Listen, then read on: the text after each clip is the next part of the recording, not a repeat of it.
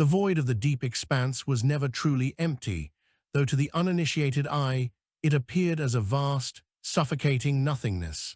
Within that dark, the vessel designated calculated risk drifted with its thermal signatures suppressed to the absolute minimum required to keep the atmosphere from freezing into nitrogen ice.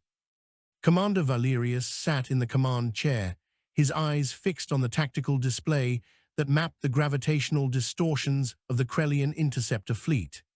These were not the sleek, aerodynamic ships of atmospheric flight, but jagged, brutalist slabs of obsidian-colored alloy designed for one purpose: the total erasure of biological resistance.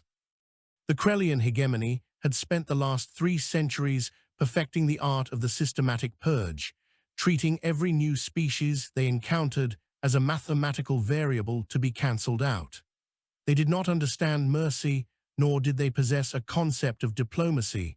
To them, the galaxy was a zero-sum equation, and humanity was currently the largest remainder. Valerius felt the slight vibration of the deck plating beneath his boots, a rhythmic thrumming that spoke of the ship's aging fusion core struggling to maintain the stealth shroud. He knew that if the Krellian sensors caught so much as a stray kilojoule of leaked heat, the calculated risk would be reduced to a cloud of expanding plasma in less than a second. The bridge crew worked in a focused, oppressive quiet, their hands dancing over holographic interfaces that cast a pale blue glow across their weary faces. Sensor technician Kale checked the long-range scanners again, his brow furrowed as he tracked the movement of the Hegemony's flagship, a massive dreadnought known in the human archives as the harbinger of inertia. It was a ship that defied standard physics, utilizing a stabilized singularity core to warp space around it, allowing it to move with a terrifying fluidity that bypassed traditional momentum.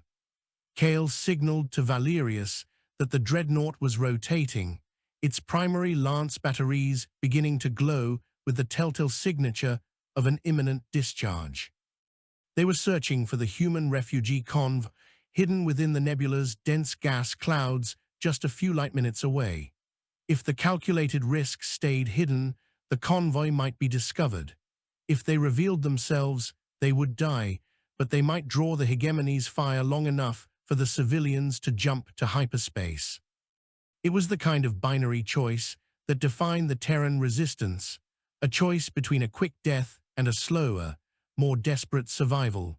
Valerius adjusted his grip on the armrests, his mind racing through the tactical simulations he had memorized during the long transit from the Sol system's ruined outskirts. He remembered the fall of the Martian colonies, the way the Krellian beams had turned the red sands into glass in a matter of hours. There had been no warning, only the sudden arrival of the obsidian monoliths and the subsequent silencing of every transmitter on the planet. Humanity had been a spacefaring race for centuries, but they had never encountered anything like the Hegemony, a civilization that viewed biological life as a temporary glitch in the universe's preference for entropy. The human response had been fractured at first, a chaotic scramble of planetary defense forces and private security fleets, but the slaughter had a way of forcing unity. The Terran resistance was the result of that desperate cohesion, a ragtag assembly of miners, scientists, and career soldiers who refused to accept the Krellian mandate of extinction. They had learned to fight dirty, to use the very laws of physics as weapons, and to exploit the Krellians' over-reliance on their superior technology. The calculated risk was a testament to that ingenuity, a converted heavy freighter reinforced with scavenged armor plating and experimental railguns that could accelerate a tungsten slug to a significant fraction of the speed of light. Valerius tapped a command into his console, initiating the sequence to drop the stealth shroud. "Prepare for full combat thrust," he whispered, though his voice was picked up by the sensitive internal comms. "We are going to give them a target they cannot ignore. Navigation, plot a trajectory that skims the gravity well of the nearby gas giant. We need to use the atmospheric drag to mask our turn." The crew responded with a synchronization that came from months of shared near-death experiences. The ship groaned as the engines roared to life, shedding the cloak of invisibility and announcing its presence to the Krellian fleet with a massive burst of infrared radiation. Immediately, the tactical display lit up with a dozen red icons as the Hegemony interceptors broke formation to pursue. The harbinger of inertia paused its scan of the nebula, its massive hull rotating slowly like a great white shark sensing blood in the water. Valerius watched the range closing, his heart hammering against his ribs in a steady, frantic beat. He wasn't just a commander, he was the bait, and he had to play the part perfectly to ensure the survival of the 10,000 souls huddled in the transports behind him.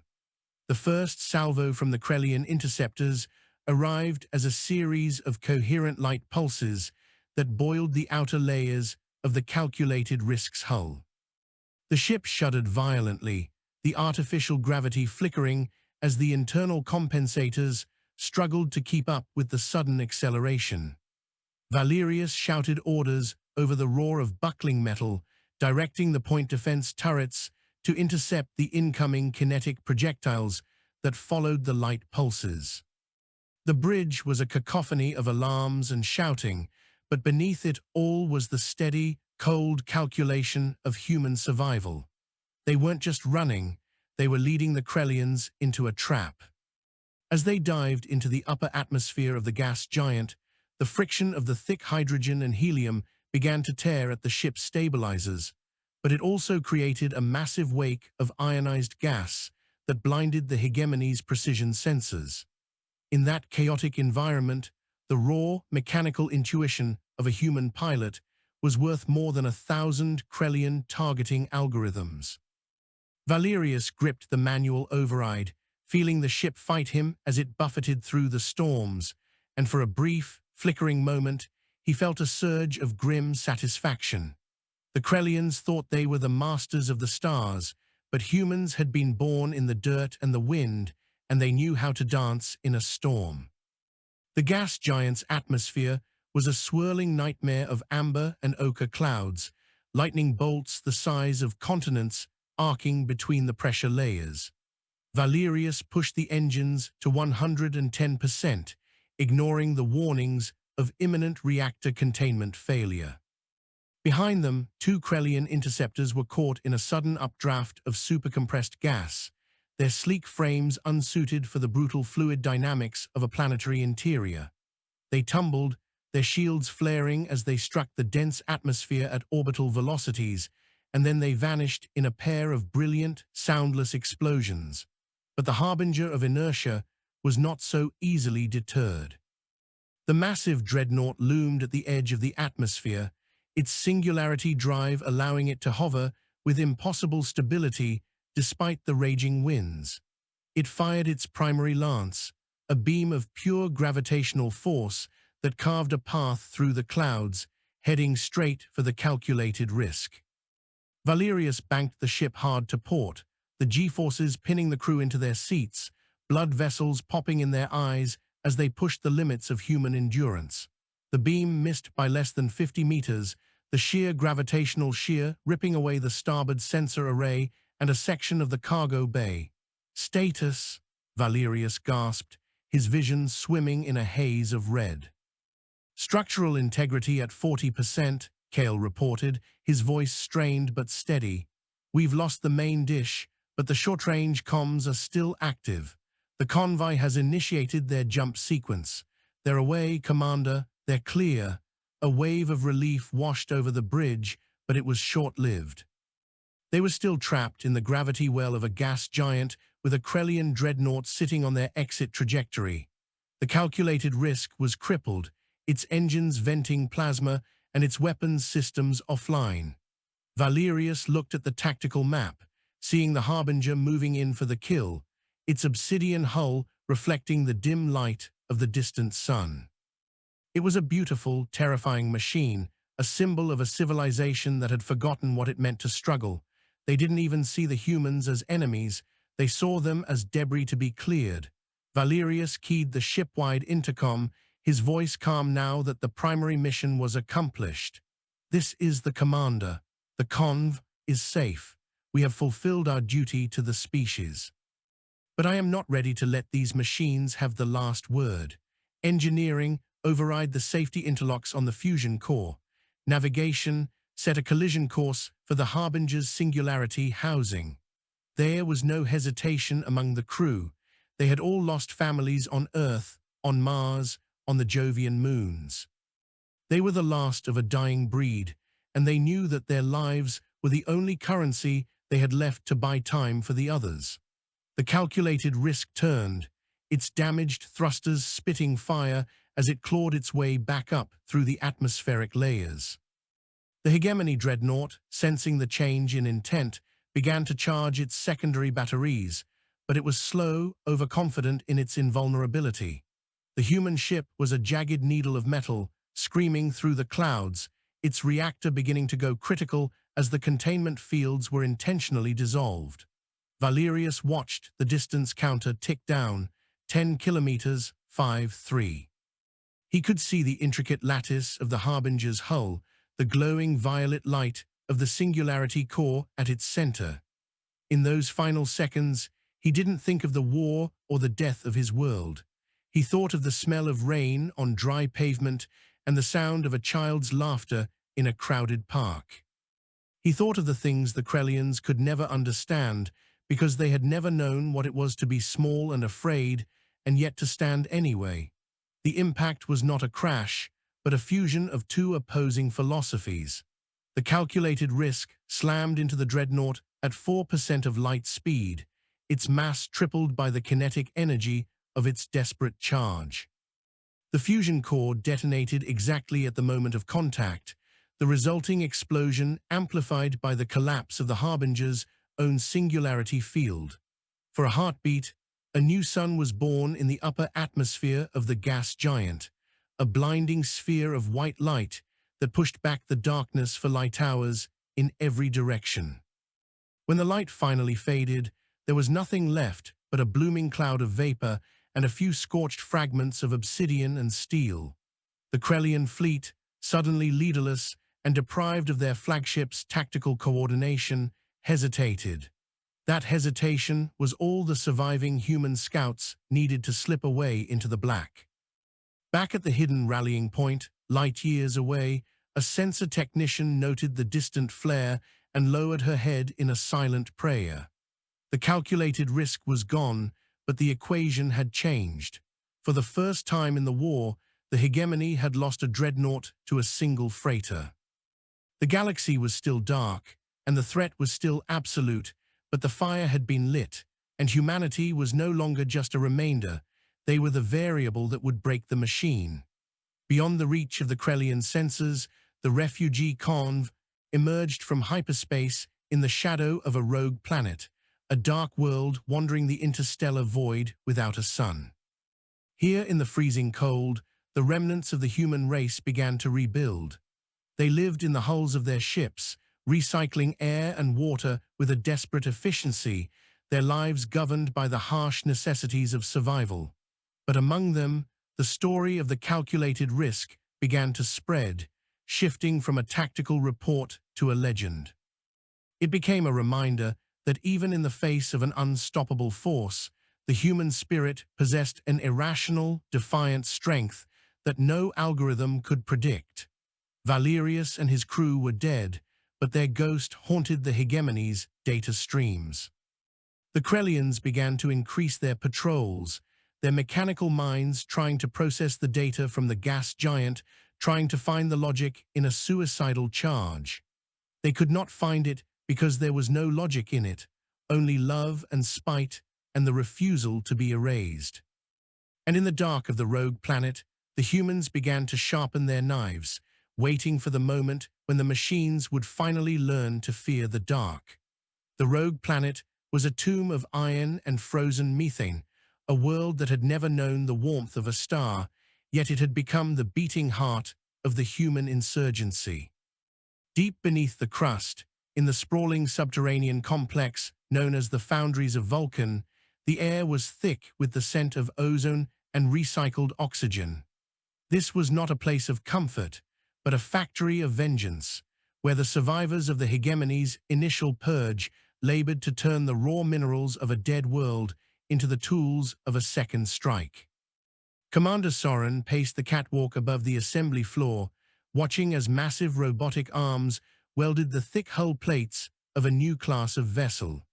These were the Vindicator-class frigates, smaller and more agile than the freighters of old, built specifically to exploit the blind spots in Krellian targeting matrices. Soren was a woman of sharp angles and few words, a former structural engineer who had traded her blueprints for battle plans when the Krellian beams leveled the cities of the inner colonies. She understood better than anyone that the war would not be won by sheer numbers, but by the superior application of kinetic energy and the absolute refusal to yield an inch of psychological ground.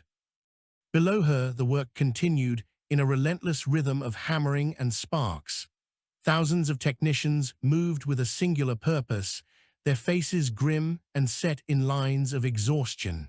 They were the architects of reclamation, tasked with rebuilding a military from the scraps of a broken civilization. The Krellian hegemony had assumed that by destroying the shipyards of Earth and the orbital rings of Saturn, they had severed the Terran capacity for large-scale production. They had underestimated the human capacity for decentralization and the sheer stubbornness of a species that had spent its history fighting for every scrap of land it possessed. The Foundries of Vulcan were a miracle of improvised engineering, powered by a geothermal tap that reached deep into the planet's liquid core. Every watt of energy was accounted for, every gram of metal recycled from the hulks of ships that had barely limped into the system. Soren watched as a reactor core was lowered into the belly of the Ironside, the lead ship of the new fleet. It was a compact, high-output fusion plant that pushed the limits of safety, designed to provide the massive bursts of power required to cycle the new magnetic railguns. Communication with the other hidden cells of the resistance was sporadic and fraught with danger. The hegemony had seeded the quadrant with hypersensitive listening posts, automated buoys that could detect the faint ripple of a subspace transmission from parsecs away. To coordinate, the humans had reverted to ancient methods: courier ships that jumped into deep space, dropped data burst canisters, and jumped out before their signatures could be triangulated. It was a slow, agonizing way to run a war, but it was the only way to keep the Krellians from finding their final redoubt. Soren received a decrypted packet from the Outer Rim, a series of grainy sensor logs from the site of the Calculated Risk's final stand. The data confirmed what they had hoped. The destruction of the Harbinger of Inertia had sent a shockwave through the hegemony's local command structure. The machines were recalculating. They were pulling back their smaller scout wings to reinforce their primary battle groups, leaving gaps in their defensive perimeter. It was the first time the Krellian logic had shown a sign of hesitation, a momentary pause in the relentless advance of their mathematical conquest. "They are learning to doubt," a voice said from behind her. Soren turned to see Chief Researcher Aris, a man whose skin was the color of parchment and whose eyes seemed to hold the weight of 1,000 star charts. Aris was the lead mind behind the new weapons systems, a specialist in high-energy physics who had spent his career studying the very singularity drives the Krellians used. He looked tired, his lab coat stained with grease and chemicals, but there was a flicker of intense focus in his gaze. The destruction of the dreadnought wasn't just a loss of materiel for them. It was a failure of their predictive models. They don't know how to account for a variable that values its own destruction over its preservation. To a Krellian mind, the ship is an extension of the logic. To lose it to a primitive freighter is a corruption of the equation. Soren nodded, her eyes returning to the Ironside. "Then we need to provide them with more corruption." "How is the development of the phase shift projectiles coming along?" We need something that can bypass their singularity shields, even if it's only for a fraction of a second. Aris sighed, leaning against the railing. It is a matter of timing and frequency. The Krellian shields operate on a graviton pulse cycle. If we can time the impact of a kinetic slug to coincide with the null point in their pulse, we can slip through, but we are talking about a window of less than 3 nanoseconds. Our current targeting computers can't handle that kind of precision under combat conditions. Soren looked at him, her expression hardening. Then don't rely on the computers. Give the pilots a manual interface that responds to their neural pulses. We have the technology from the old medical rigs. If the machine isn't fast enough, we use the human brain's ability to anticipate. We don't need to calculate the gap, we need to feel it. Aris looked skeptical, but he didn't argue.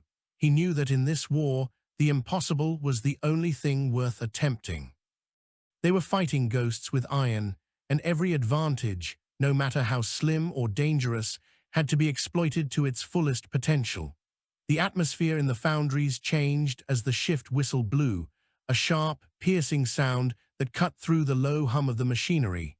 A new group of workers filed in, their faces just as determined as the ones they replaced. Among them were refugees from the Vega colonies, people who had seen their sun blotted out by Krellian swarm drones. They didn't need speeches or motivation, they only needed a wrench and a direction. Soren felt a swell of pride that she quickly suppressed. Pride was a luxury they could not afford until the last hegemony ship was cold and dark. She descended from the catwalk, walking through the rows of finished components. There were racks of ceramic-plated armor, crates of high-velocity ammunition, and rows of short-range boarding pods. This was the true nature of the human response, not just a fleet, but an arsenal of desperation. They were preparing for a boarding action, a tactic the Krellians were completely unprepared for. The hegemony fought at range, with beams and gravity wells, viewing the internal space of a ship as a sanctum of pure logic. They had no concept of a hallway being a battlefield, or of a human with a plasma cutter and a grudge. As the weeks turned into months, the foundries produced 12 Vindicator-class frigates. They were ugly, functional things, lacking the aesthetic grace of the old Terran Navy, but they were built for the specific physics of the Krellian War. Their engines were oversized for their hulls, allowing for violent, bone-breaking maneuvers, and their hulls were coated in a radar-absorbent material that made them nearly invisible against the background radiation of space. Soren took command of the Ironside, her presence on the bridge a stabilizing force for the young crew. Most of them had never seen a Krellian ship in person, only the terrifying footage of the planetary purges. She could see the fear in their eyes, buried deep beneath the veneer of military discipline. She didn't try to banish that fear, she told them to use it. The Krellians don't feel fear, she told them during the final briefing. That is their greatest weakness. Fear makes you sharp, fear makes you fast. They think they are fighting a ghost, but we are going to show them that ghosts have teeth. The departure from the rogue planet was a silent affair. There were no cheers, no grand send-offs. The ships drifted out of the docking bays on cold gas thrusters, their main engines remaining dark until they were well clear of the planet's gravity well. They moved in a loose formation, a pack of wolves prowling through the dark toward the nearest hegemony supply hub. This hub, a massive orbital station designated Nexus Prime, was the primary logistics node for the Krellian advance into the sector. It was guarded by 3 cruisers and a screen of automated defense platforms, a force that on paper should have been more than enough to handle anything the humans had left. But the hegemony's strength was also its rigidity. They expected an attack to follow a certain geometric progression, a predictable sequence of approach and engagement. They did not expect 12 small ships to emerge from the shadow of a nearby moon at high relativistic speeds, ignoring the defense platforms and heading straight for the cruisers. The Battle of Nexus Prime began not with a shot, but with a surge of electronic noise. The Ironside led the charge, its forward sensors flooding the Krellian frequencies with a chaotic burst of white noise and corrupted data fragments. It was a digital suicide attack designed to confuse the hegemony's collective intelligence for just a few precious seconds. In that window of confusion, the human frigates fired their railguns. The slugs, tipped with the new phase shift cores, streaked across the void. Aris's theory was put to the test as the projectiles struck the Krellian shields. Some shattered harmlessly, but 4 of them found the null point, passing through the shimmering blue curtains of energy as if they weren't there. They slammed into the obsidian hulls of the cruisers, the kinetic energy of the impact liquefying the alien alloy and sending shrapnel tearing through the pressurized interiors. The Krellian ships buckled, their internal gravity failing as the atmosphere vented into the vacuum. It was a stunning, violent opening, and for the first time in the history of the hegemony, a machine mind felt the sting of a calculated tactical error. Soren watched the tactical display, her heart singing with a grim, cold joy. One of the cruisers was already a burning wreck, drifting out of formation. The other 2 were turning, their beams lashing out at the human frigates. The Vindicators danced, their pilots pushing the engines to the breaking point to evade the coherent light. "Close the distance," Soren ordered, her voice cutting through the tension on the bridge. "Don't let them stabilize their aim. We need to get the boarding pods into their hangars." The Ironside took a glancing hit from a secondary battery, the deck pitching violently under Soren's feet. Warning lights flared red, and the smell of burning wiring filled the air. "Shields at 60%, Kale shouted from the sensor station. "They're targeting our thrusters." Soren didn't flinch. "Hold the course. Release the pods." From the belly of the frigate, 20 small, needle-like craft launched, their engines flaring briefly before they went dark to minimize their profile. They were the spearhead, carrying the most dangerous cargo the humans possessed, men and women with nothing left to lose. The boarding pods struck the remaining Krellian cruisers like iron rain. They were designed to penetrate the outer hull and lock into place, creating a pressurized seal that allowed the Marines to bypass the ship's primary defenses. Inside the pods, the soldiers waited in the dark, their power armor humming, their pulse rifles held tight. When the green light flashed, they didn't hesitate. They blew the hatches and spilled into the corridors of the hegemony ships. The interior of a Krellian vessel was a place of sterile, terrifying beauty, all white light and geometric patterns, devoid of any sign of life as humans understood it. There were no crew quarters, no mess halls, only endless banks of processing units and the silent, silver drones that maintained them.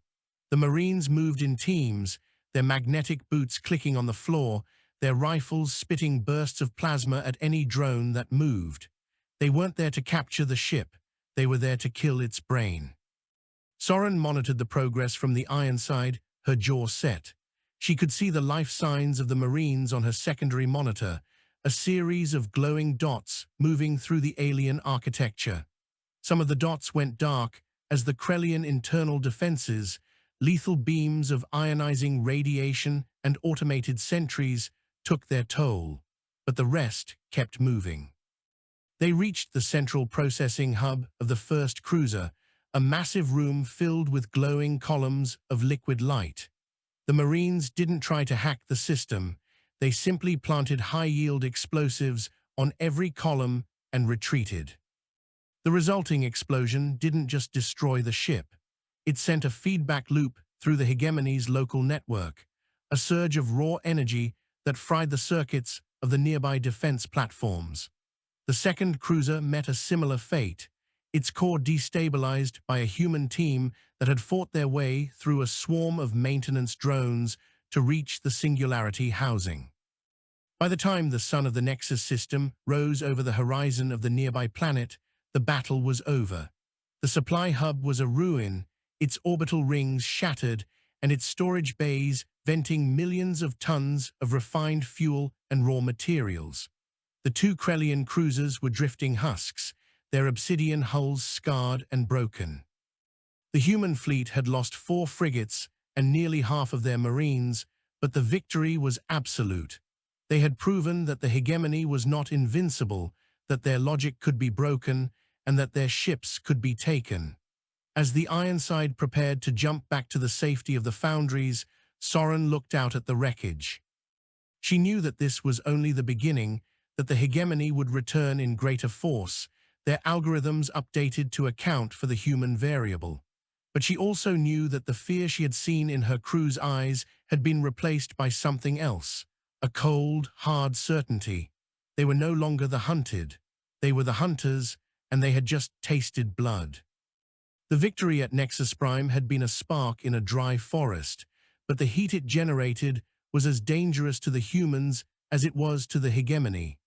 In the aftermath, the foundries of Vulcan became a frantic hive of activity, not just for construction, but for the grim task of repairing ships that were more scar tissue than hull. Commander Soren stood in the medical bay of the Ironside, the air here smelling of antiseptic and the iron tang of blood, a sharp contrast to the ozone of the assembly floor. She watched the surgeons work on a Marine whose armor had been fused to his skin by a Krellian heat beam. The hegemony did not use kinetic rounds. They used the fundamental forces of the universe to disassemble their enemies at a molecular level. It was a clean way to kill, but a horrific way to survive. Soren felt the weight of every casualty report like a physical pressure against her spine. She had led them into the fire, and while they had burned the enemy, they had been scorched in return. The cost of human defiance was being written in the steady beep of heart monitors, and the silent rows of body bags being prepared for the mass driver burials. Among the survivors, a new kind of culture was beginning to take root, a stoic, nihilistic determination that Soren found both inspiring and terrifying. They were shedding the trappings of their old lives, their names and titles being replaced by roles and numbers. They were becoming a machine of their own, a biological counterpoint to the Krellian hive. Chief Researcher Aris met her in the corridor, his face even more haggard than before. He held a data slate that flickered with the jagged lines of a captured hegemony transmission. "We did more than destroy a hub, Soren," he said, his voice a low rasp. "We triggered a systemic response. The Krellians aren't just sending more ships, they are changing their fundamental tactical language. They've stopped treating us as an anomaly to be corrected and started treating us as a contagion to be sterilized. My sensors are picking up a massive gravitational surge from the galactic core. It is not a fleet, it is a single signature, but its mass equivalent is larger than anything we have ever recorded." Soren took the slate, her eyes narrowing as she studied the readings. The signature was moving at a speed that bypassed the standard limitations of hyperspace, a fold-slip maneuver that the human scientists had only hypothesized in their most ambitious theories. "A planet killer?" she asked, her voice steady despite the cold dread pooling in her stomach. Aris shook his head. "Worse, it is a harvester. They don't want to just blow us up anymore. They want to strip this entire sector of its heavy elements to ensure no further industrial capacity can ever emerge. If that thing reaches the Vulcan system, it won't matter how many frigates we have. It will pull the atmosphere off the rogue planet before we can even fire a shot." The realization hit Soren with the force of a physical blow. The hegemony was no longer playing at war. They were moving to delete the very environment that allowed humanity to exist. The foundries, the refugees, the dream of a future, it was all in the path of a machine that saw them as nothing more than impurities in a mineral vein. The strategy meeting that followed was the shortest in the history of the Terran resistance. There was no debate about retreat. There was nowhere left to run. Every hidden base, every asteroid colony, and every drifting habitat was linked to the supply chain of Vulcan. If the harvester arrived, the resistance would starve in the dark long before they ran out of ammunition. Soren looked around the table at the faces of her surviving captains. They were young, many of them having aged a decade in the span of months. "We cannot stop the harvester through conventional engagement," Soren stated, her hands folded on the metal table. Our railguns would be like throwing pebbles at a mountain. We have to stop it from the inside. We need to deliver a payload directly into its singularity housing, the same way we took the cruisers, but on a scale 1,000 times larger. One of the captains, a man named Thorn who had lost an eye at Nexus Prime, leaned forward. How? The Harvester will have a screen of 1,000 drones and a shield that could withstand a supernova. Aris stepped forward, clearing his throat. The shield is not a solid wall. It is a gravity shear. It works by diverting incoming mass into a high-entropy state. However, the Harvester has to intake matter to function. It has a series of magnetic funnels designed to draw in planetary crust. During the intake cycle, the gravity shear is synchronized to allow heavy elements through. If we can disguise a ship as a piece of planetary debris, we can ride the intake current directly into the primary processing core. The room went silent. The plan was not just a suicide mission, it was a statistical impossibility. To survive the magnetic funnels and the heat of the intake cycle, a ship would need to be encased in layers of ablative shielding that would make it nearly unmaneuverable. They would be flying a brick into the mouth of a god. Soren looked at Aris, seeing the same desperate light in his eyes that she felt in her own heart. "Prepare the Ironside," she said. "We'll strip the internal decks to make room for the extra shielding. We're going to be the biggest piece of debris they ever swallowed." The following days were a blur of frantic preparation. The Ironside was transformed from a proud frigate into a misshapen hunk of industrial ceramic and lead. Its weapons were removed, replaced by a massive volatile core designed to destabilize the Harvester's singularity upon detonation. The crew was reduced to a skeleton staff of 40 volunteers, each of whom had signed their own death warrants with a steady hand. Soren moved through the ship, touching the cold metal of the bulkheads, saying goodbye to the vessel that had become her home. She thought of the billions who had already died, the cities turned to glass, the history erased. She wasn't fighting for a win anymore, she was fighting for a legacy. If humanity was to go out, they would do so by breaking the most powerful machine in the galaxy. It was a petty, small-minded goal, and it was the most human thing she had ever felt. As the Harvester entered the system, the very fabric of space seemed to groan. It was a monstrous thing, a moon-sized sphere of overlapping obsidian plates, trailing a wake of gravitational distortion that caused the moons of the nearby gas giants to wobble in their orbits. It didn't broadcast or signal, it simply moved toward Vulcan with the inevitability of a glacier. The Ironside drifted in its path, hidden within a cluster of asteroids that the Resistance had towed into position. Soren sat in the pilot's chair, her hands hovering over the manual controls. She had opted out of the neural interface for this mission. She wanted to feel the vibration of the ship in her own bones. Beside her, Kale monitored the gravitational gradients. Intake cycle beginning in 3, 2, 1. The Harvester opened. A vast, glowing aperture appeared on its leading face, a more of violet light and swirling magnetic fields. The asteroids around them began to accelerate, pulled toward the opening by a force that defied the simple laws of Newtonian physics. The Ironside was caught in the tide. The ship buckled and groaned as the magnetic funnels gripped the hull. Outside, the ceramic shielding began to glow, then white heat, as it collided with the stray particles of dust and gas being sucked into the Harvester. Soren fought the controls, keeping the ship's nose pointed toward the center of the violet glow. The noise was deafening, a roar of stressed metal and screaming turbines that echoed through the empty decks. They were inside the throat of the machine now. Massive ribs of obsidianal passed by them, each one the size of a skyscraper. Automated defense turrets within the intake tract began to fire, sensing the anomaly of the ship's heat signature, but the sheer volume of debris acting as a shield saved them. A large asteroid shattered against the Ironside's bow, the impact throwing Soren against her restraints, but they kept moving, deeper into the dark heart of the Harvester. Primary core in sight, Kale yelled over the roar.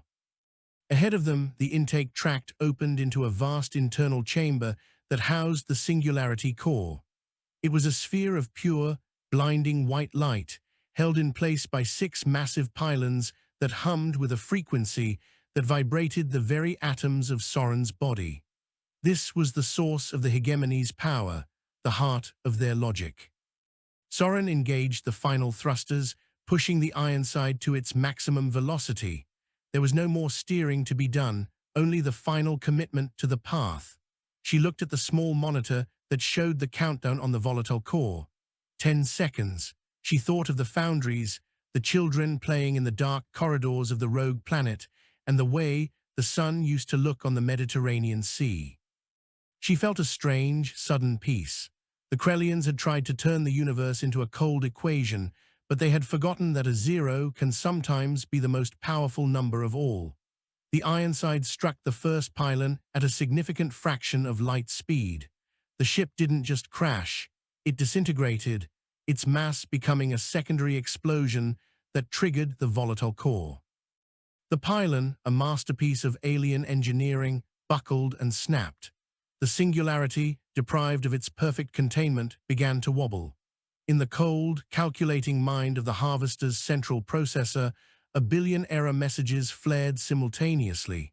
It tried to compensate, to shunt the energy into the secondary heat sinks, but the human contamination was too chaotic, too unpredictable.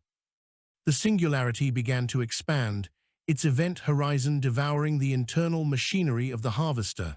From the outside, the moon-sized sphere began to collapse in on itself, its obsidian plates folding like paper. A moment later, it vanished in a silent, perfect sphere of darkness, leaving behind nothing but a void where a monster had been. The Harvester was gone, and for the first time in the war, the Hegemony was forced to recognize that the humans were not just a variable, they were the end of the equation. Back on the rogue planet, the survivors watched the telemetry as the gravitational waves reached them. There was no cheering this time, only a heavy, solemn silence. They had lost their commander, their finest ship, and 40 of their best souls, but the air remained on the planet. The foundries continued to hum. In the medbay, the Marine with the fused armor opened his eyes and saw the flickering light of the monitors. He didn't know about the Harvester or the sacrifice of the Ironside, but he felt the steady rhythm of the floor beneath him. He was still alive, and the war was still going. In the dark of the deep expanse, the Hegemony began to regroup, but their movements were different now, more cautious, more reactive. They had learned that the humans would not just fight for their lives, they would burn the galaxy down to ensure that if they were to be forgotten, the machine that forgot them would be broken beyond repair. The architecture of loss had been completed, and from its ruins, the architecture of a final, desperate victory began to rise. The destruction of the Harvester did not bring a reprieve, but rather a cold, sharpened focus to the conflict that the human survivors had not yet witnessed. On the rogue planet of Vulcan, the atmosphere of grim determination had evolved into a frantic, high-speed evolution of tactical doctrine. With the loss of the Ironside and Commander Soren, the mantle of leadership fell to Chief Researcher Aris and a council of surviving captains who had seen the Krellian logic firsthand. Aris stood in the central hub of the foundries, his eyes scanning the data streams that poured in from the edge of the system. The Krellian response was not a surge of fleets, but a strategic withdrawal that felt far more ominous. They were pulling back from the inner colonies, abandoning the charred remains of the Centauri outposts and the shattered husks of the Jovian shipyards. To an optimist, it looked like a retreat. To Aris, it looked like the drawing back of a bowstring. He knew the Hegemony did not retreat out of fear, but to consolidate their processing power for a final, definitive calculation that would solve the human problem once and for all. The focus of the human efforts shifted from the construction of frigates to the development of the long-range kinetic displacement arrays. If the Hegemony was going to congregate their forces into massive battle clusters, The humans would no longer try to meet them ship for ship. Instead, they would turn the very asteroids of the Vulcan system into projectiles. This was the calculus of survival, the realization that humanity no longer needed to survive as a civilization in the traditional sense, but as a weapon. Every available resource was diverted to the construction of massive mass-driver engines that were being bolted onto the surfaces of iron-rich planetoids. The foundries were no longer making hulls, they were making thrusters the size of cities. Aris watched as the third asteroid, designated Soren's Hammer, was moved into its firing orbit. It was a 5-kilometer-wide chunk of nickel iron, now fitted with 48 fusion-burning engines and a guidance suite that utilized the same phase shift technology that had worked on the Ironside's projectiles. The cost of this mobilization was absolute.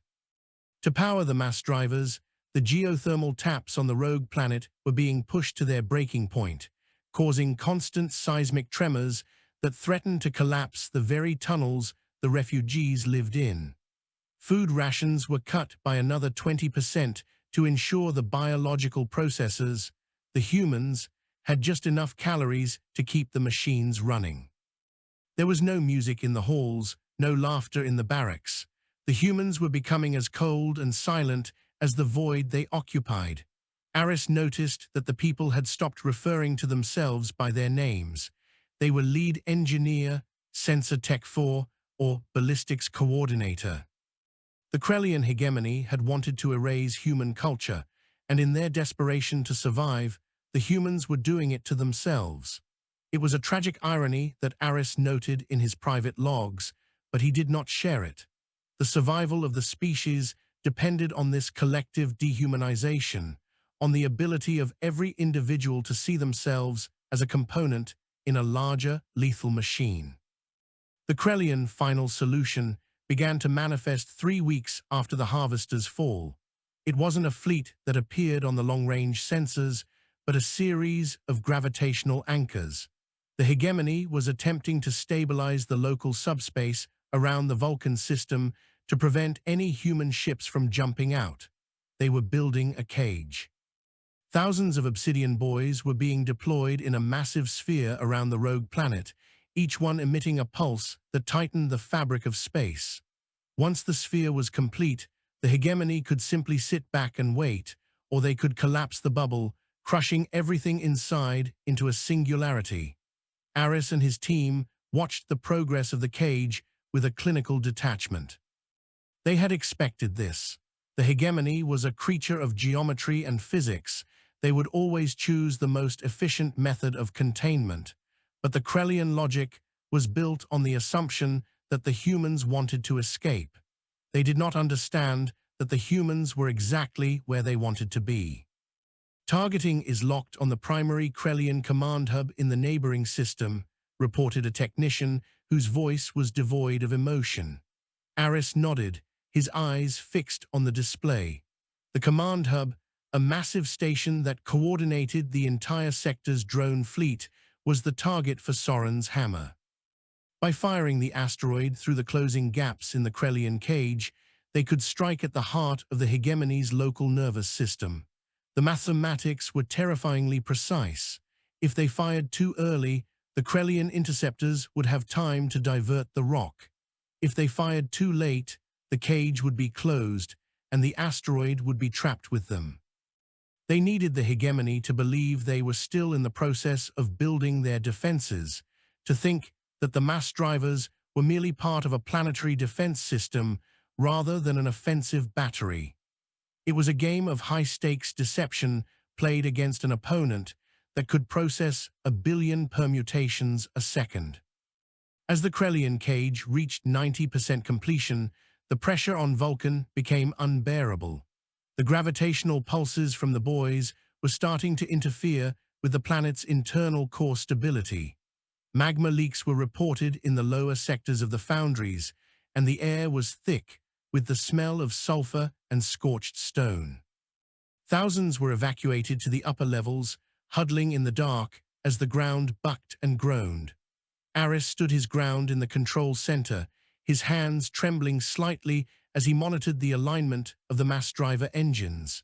He was waiting for the moment when the Krellian dreadnoughts would move in to oversee the final closure of the cage. He needed them in the path of the debris. He needed them to be close enough to be caught in the wake of the kinetic impact. It was the only way to ensure that the hegemony would lose more than just a station. They would lose their tactical overseers. The moment came at 400 ship time. 3 Krellian dreadnoughts, sisters to the one destroyed by the calculated risk, emerged from the void, their obsidian hulls gleaming with a cold, malevolent light. They took up positions at the poles of the cage, their singularity drives humming in synchronization with the boys. Aris signaled the countdown. "Ignite all sectors," he commanded. On the surface of Soren's hammer, 48 suns were born. The fusion engines roared to life, venting plumes of plasma that stretched for hundreds of kilometers into the dark. The 5-kilometer rock didn't just move, it lunged. The sheer acceleration caused the asteroid to shed its outer crust, leaving a trail of glowing dust and debris that looked like the tail of a vengeful comet. The Krellian sensors picked up the launch immediately, but the asteroid wasn't moving like a ship. It had no electronic signature to jam, no crew to kill, and no delicate systems to disable. It was just mass, moving at 4% of the speed of light. The hegemony dreadnoughts attempted to intercept. Their primary lances fired, beams of gravitational force striking the asteroid and carving deep gouges into the iron core. But a rock does not die. It does not stop because it is wounded. The kinetic energy behind the mass was so great that the beams only served to melt the surface, turning Soren's hammer into a molten, glowing slug of white-hot metal. It passed through the first dreadnought's shield cycle, the phase shift guidance adjusting the trajectory at the last nanosecond. The impact was not a crash, but a total conversion of energy. The dreadnought vanished, its obsidian plates pulverized into atomic dust. The asteroid, still possessing most of its momentum, continued on its path toward the Krellian command hub. The remaining 2 dreadnoughts tried to flee, but the wake of the impact had created a localized gravitational disturbance that fouled their singularity drives. They were caught in the expanding debris cloud, their hulls peppered by millions of fragments of iron moving at relativistic speeds. On Vulcan, the impact was felt as a massive tremor that threw people to the ground. Aris watched the screen as the command hub in the neighboring system was struck. The station didn't just explode, it shattered the moon it was orbiting. The resulting debris field would make the entire system impassable for the Krellians for centuries. The cage around Vulcan faltered, the pulses from the boys becoming erratic as their command signal was severed. "We broke it," Aris whispered, though there was no joy in his voice. "We broke the cage." But the cost had been the rogue planet's stability. The mass driver launch had pushed Vulcan out of its stable drift, sending it on a slow, terminal tumble into the gravity well of a nearby brown dwarf. They had won the battle, but they had sacrificed their only home to do it. The refugees began to scramble for the remaining transport ships, knowing that they had only hours before the crust of the planet began to tear itself apart under the tidal forces of the star. As Aris boarded the final transport, he looked back at the foundries. The lights were flickering out, the great machines falling silent for the last time. He realized that this was the cycle of their existence now: build, sacrifice, and flee. They were a species of nomads, defined not by where they lived, but by how they fought.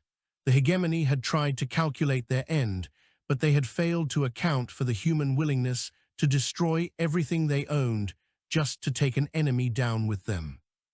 As the transport lifted off, Aris watched the rogue planet disappear into the dark, a glowing wound on its surface where the mass drivers had fired. They were still alive, still moving, and they still had their teeth. The war was far from over, but the hegemony was finally beginning to understand the true nature of their opponent. Humans were not a variable in an equation. They were the entropy that would eventually bring the whole machine to a halt. The fleet that emerged from the death throes of the Vulcan system was a ghost of a civilization, a collection of scarred hulls and weary souls drifting through the interstitial silence between stars. Without the foundries, the Terran resistance had been reduced to a predatory pack of scavengers, their survival dependent on the rapid disassembly of Krellian outposts and the meticulous recycling of every bolt and circuit. Aris, now the de facto coordinator of the remaining human elements, sat in the cramped sensor hub of the Nomad's Reach, a vessel that had once been a heavy ore hauler and was now the flagship of a dying race. The transition from a planet-based industry to a nomadic existence had forced a final, brutal evolution in human military thought. They could no longer afford the luxury of mass drivers or heavy frigates.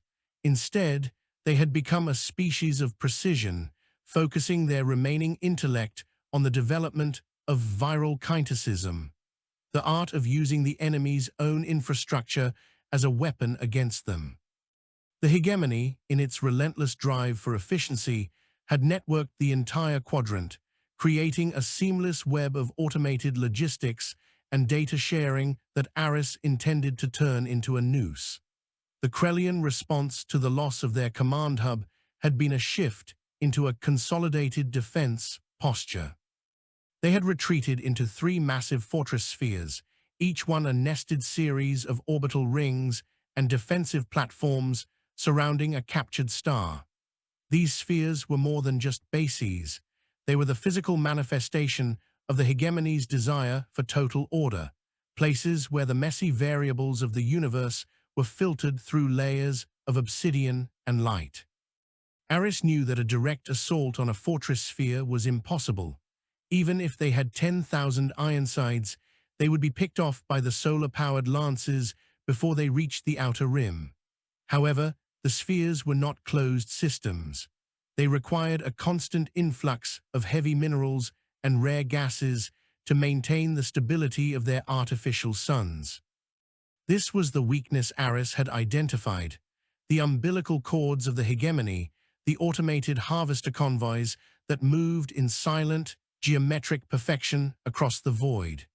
If the humans could subvert even one of these convoys, they could deliver a payload that the Krellian logic would never see coming. The weapon Aris had developed was not a bomb, but a sequence of code shards and a few kilograms of self-replicating nanite-etchers. These were designed to ignore the Krellian hardware entirely and instead focus on the light-based data streams that the machines used to communicate. Once introduced into a convoy's navigation system, the etchers would slowly begin to alter the refraction patterns of the light signals, introducing minute errors that would go unnoticed by the primary processing hubs. Over weeks, these errors would compound, causing the convoys to subtly alter their course, their speed, and their docking procedures. It was a slow-motion car crash on a galactic scale. The goal was not to destroy the fortress sphere, but to cause it to choke on its own intake. Aris watched the simulation on his screen, the blue lines of the human code shards intertwining with the red patterns of the Krellian network. It was a delicate, beautiful dance of sabotage, a testament to the human ability to find the flaw in any system of perfection. Captain Thorn, the one-eyed veteran of the Vulcan defense, stood beside Aris, his gaze fixed on the tactical overlay. Thorn had become the commander of the Shadowwings, a group of small, fast interceptors designed for the high-risk task of delivering the Etcher pods to the Krellian convoys. "The first 3 pods have been deployed," Thorn reported, his voice a low rumble. "The convoy heading for the Sol Sector sphere has already begun its first course correction. The Krellian scanners didn't even twitch. They see the change as a response to solar flare activity. They trust their sensors too much, Aris. They can't imagine a scenario where the data itself is lying to them." Aris nodded, his fingers tapping a rhythmic pattern on the console. Their logic is their greatest strength and their fatal flaw. They built a universe where every effect has a measurable cause. When we change the data, We change their reality. They will keep calculating based on a lie until the moment the fortress collapses. The waiting was the hardest part. The human fleet remained hidden in the Uit cloud of a dead system, their heat signatures masked by the freezing ice of the comets. They lived in a state of perpetual twilight, the lights on their ships dimmed to save power, their conversations whispered as if the Krellians could hear them through the vacuum. This was the anatomy of the void, a life lived in the gaps, a civilization that had become a shadow. Aris spent his time monitoring the progress of the Etchers, watching as the Krellian fortress spheres began to exhibit signs of systemic stress. The first sphere, designated Axiom 1, began to experience fluctuations in its solar containment field. The automated convoys were delivering the wrong isotopes of fuel, causing the artificial sun at the center to burn too hot and too fast. The obsidian rings began to warp under the heat, their cooling systems overwhelmed by the unexpected thermal load. The Krellian drones scrambled to repair the damage, but they were working from corrupted blueprints, their repairs only serving to exacerbate the structural failures. In the second month of the Shadow campaign, the first fortress sphere fell. It was not a violent explosion, but a slow, agonizing dissolution. The artificial sun, pushed beyond its stability limits, underwent a localized collapse, the resulting gravitational surge pulling the orbital rings into a spiraling dance of destruction. The Krellian collective, sensing the loss, tried to shunt the processing power to the remaining two spheres, but the Etchers had already spread through the logistics network. The second sphere began to shut down its defensive lances, its internal logic concluding that the energy was needed for a repair cycle that didn't exist. This was the moment Thorn and his Shadowwings had been waiting for. They didn't need heavy railguns or massive payloads now. They only needed to provide the final nudge.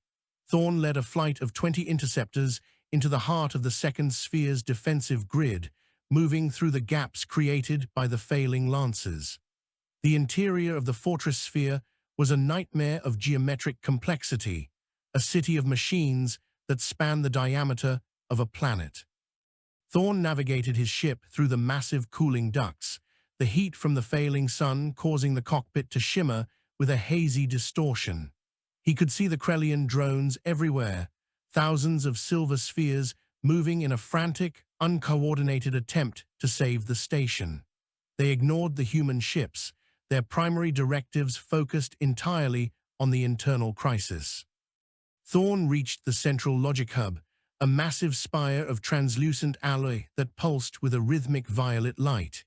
He released his payload, not a bomb, but a concentrated burst of electromagnetic interference and a final, lethal batch of Etchers. The spire flickered, the violet light turning a sickly, mottled gray. The logic hub, the brain of the fortress, began to delete its own core operating files in a desperate attempt to purge the infection. As Thorn's interceptors raced back toward the safety of the void, the second fortress sphere began to tear itself apart. The human fleet, watching from a distance, saw the massive obsidian rings fracture and drift away, the light of the artificial sun guttering like a candle in a gale. The hegemony was being dismantled from within, their perfect order replaced by a chaotic, biological entropy. Aris watched the data streams as the Krellian network finally began to collapse, the collective mind of the machines splintering into a billion isolated, confused nodes. For the first time in 300 years, the hegemony was quiet. The silence was not the peace of a victory, but the stillness of a graveyard. The humans had not just beaten the machines, they had unmade them. They had looked at the cold, calculating heart of the galaxy and decided that if there was no room for them, there would be no room for anyone. The third and final fortress sphere, sensing the inevitable, initiated a self-destruct sequence that scorched the surrounding parsecs, leaving nothing but a cloud of ionized gas. The Krellian hegemony, once the absolute master of the sector, had been erased by the very variables it had tried to eliminate. Aris stood on the bridge of the Nomad's Reach, looking out at the fading light of the destroyed fortresses. They were free, but they were alone in a galaxy that had been stripped of its life and its history. The human fleet began to gather, the ships looking small and fragile against the backdrop of the cosmic ruins. They were the survivors of a war that had lasted generations, and they had forgotten how to be anything other than soldiers. Aris knew that the hardest part was yet to come, the reconstruction of a soul for a species that had become a weapon. But as he looked at the faces of his crew, he saw a flicker of something that had been absent for a long time, a curiosity about what lay beyond the next star, a hope that was no longer tied to a kill count. They had survived the anatomy of the void, and now they had to learn how to live in the light once more. The silence that followed the collapse of the hegemony was not the empty quiet of death, but the heavy, expectant hush of a world waiting for its first breath. Across the sector, the obsidian monoliths that had once stood as sentinels of a cold, mechanical order were now nothing more than drifting debris, their surfaces pitted by the very entropy they had sought to banish. Aris stood on the observation deck of the Nomad's Reach, his hands clasped behind his back as he watched the distant, flickering light of a newborn star system. The human fleet, once a desperate pack of scavengers, had begun to coalesce into a new kind of society. They were no longer defined by the foundries or the military ranks of a forgotten Earth. They were the architects of a new era, tasked with the impossible burden of rebuilding a civilization from the ashes of a galactic war. The data slates on his desk were no longer filled with casualty reports or weapons schematics, but with plans for atmospheric processors, seed banks, and the restoration of biological diversity on the scorched worlds of the Inner Rim. The transition from a state of total war to a state of reconstruction was a violent shock to the human psyche. For decades, every thought had been dedicated to the destruction of the machine, and now, the absence of an enemy felt like a phantom limb. Aris noticed it in the way the Marines still carried their pulse rifles while tending to the hydroponic bays, and in the way the pilots plotted their courses with a defensive zigzag, even though there were no more interceptors to evade. Captain Thorne, who had traded his interceptor for a heavy transport vessel, joined Aris on the deck. His one eye was fixed on the nebula ahead, a swirling cloud of violet and gold where they intended to establish the first permanent colony. "It feels wrong," Thorne admitted, his voice sounding unnaturally loud in the quiet of the ship. "The silence is louder than the alarms ever were. I find myself waiting for the gravity pulses, for the shadow of an obsidian hull to blot out the sun. We spent so long learning how to die for a cause that we've forgotten how to live for ourselves." Aris nodded, his gaze remaining on the horizon. "The Krellians tried to turn us into a mathematical certainty, Thorne. They wanted us to be a predictable variable that could be cancelled out. In our struggle to survive, we almost did the work for them. We became a machine of our own. But the architecture of the horizon is different from the geometry of the battlefield. It requires us to embrace the unpredictable, the messy, and the inefficient. We have to learn to be small again." He turned to a holographic map of the Sol system, now a graveyard of broken rings and frozen planets. "We aren't going back to Earth. Not yet. The radiation from the Harvester's wake will take centuries to dissipate. Instead, we are going to build something new here in the cradle of this nebula.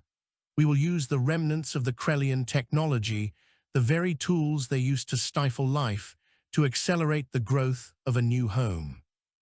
The work of reclamation began in earnest on a planet designated Soren's Rest, a world on the edge of the nebula that possessed a thin but breathable atmosphere and a wealth of frozen water. The human ships descended like iron rain, but instead of explosives, they carried modular habitats and terraforming units. The Marines, once the harbingers of destruction, were now the heavy laborers, using their power armor to clear debris and stabilize the shifting tectonic plates. Aris watched from the command center as the first atmospheric towers were erected, their silver needles piercing the bruised clouds of the planet.